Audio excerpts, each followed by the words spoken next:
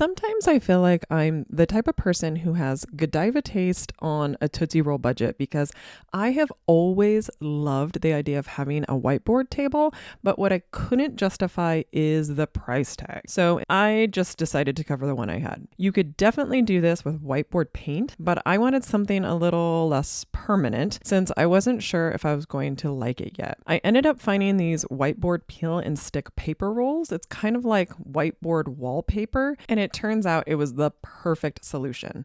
So here's my step-by-step process for how I converted my large teacher table to a whiteboard table, including some tips and mistakes I learned that made a huge difference in how the project turned out. I'll link some of the supplies I used in the description box, but basically you only need the whiteboard paper kit, a ruler or tape measure, a pencil, something sharp to cut it like an X-Acto knife, plus the scraper that comes with the kit. Step 1 is to prep the surface. I used a splash of rubbing alcohol to remove any sticky residue or tape, and I found this worked really well and is super cheap, but I'm sure something like Windex would work too. The point is, get rid of any raised surfaces before you attach the whiteboard paper. The second step is to measure your table. The whiteboard paper I bought was about 17 inches wide, and after thinking about where the overlaps would be, I decided to layer it horizontally instead of doing vertical strips. Doing it this way took about 1.5 rolls to cover the entire table. Next, I marked where the roll would hit the bottom edge of the table.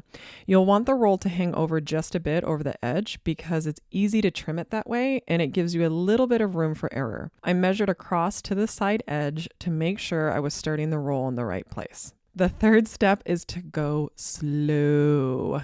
When you start unrolling the paper, only unroll about 6 to 10 inches at a time. You don't want to unroll too much or else it starts sticking to itself or it gets way too many air bubbles. Speaking of air bubbles, the kit comes with this awesome scraper that allows you to push out the air bubbles as you move along. Now, I did this project by myself, but I highly suggest recruiting someone to help you as it'll just go by so much faster than doing it on your own. But if you don't have any friends that hang wallpaper for a living, then one person can totally do this project with a little patience. The hardest part is lining up your second row. Here's me fighting it for like 30 minutes, but here's what I learned. It's far easier and in my opinion looks better if you just slightly overlap the edges instead of trying to make them line up perfectly. I just found it was too hard to make sure it lined up with no gap along the entire surface. And since the paper's thin enough, I don't think the overlap edges make that big of a difference in the end. The next step is to trim the edges.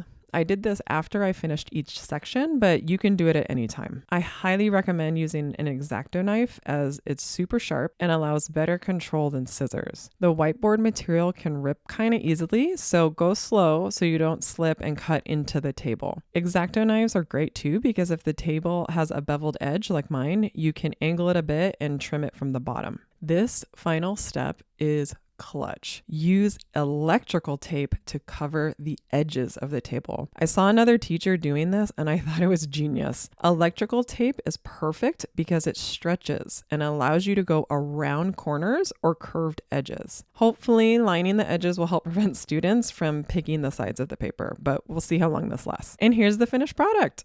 I love the way this turned out and I'm so happy with the results. Like I said earlier, it only took me 1.5 rolls to cover this large table, so I ended up using the extra paper to cover this standing workstation for my students. My colleague Stephanie came up with a really good idea of testing different types of dry erase markers on a scrap piece of the material to check if they stained before trying it on the big table. Here is her sample of markers, including the ones that came with the kit. I let them sit out for a bit and they all wiped off beautifully. If you're interested in more videos on classroom organization and supplies, then check out this playlist with all of my favorite classroom items.